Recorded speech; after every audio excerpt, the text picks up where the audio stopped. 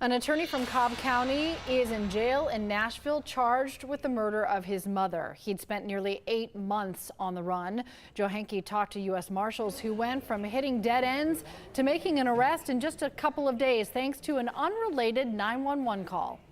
Well, Cheryl, on Friday near Vanderbilt University in Nashville, police investigated an unrelated report of a suspicious person pulling on car door handles. When police arrived, they started running tag numbers for potential victims. They found an SUV with a tag number that did not match.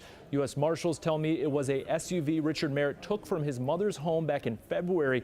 They had been searching for that vehicle ever since. Marshals say they searched the vehicle and clues that led them to believe for at least the last couple of weeks Merritt had been living and staying in the Nashville area.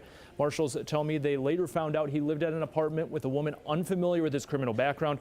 Marshals also learned Merritt frequented a local restaurant. Yesterday, they staked out the restaurant. They say Merritt walked past them and went into a thrift store. Inside the store, they arrested Merritt, ending a nationwide search.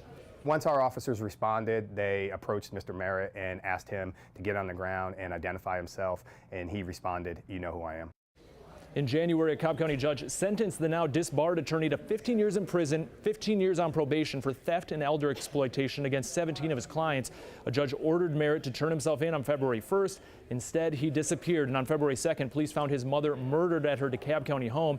Merritt is now charged with her murder, and because he did not turn himself in back in February, the Cobb County DA says Merritt could face 30 years in prison for his crimes in Cobb County. If he's convicted of his mom's death, of course, he could be looking at more time. Merritt remains in a Nashville jail tonight and is expected to be brought back to Georgia. I talked with the manager of the thrift store where he was arrested. She watched that arrest. I'll have her interview coming up at 6.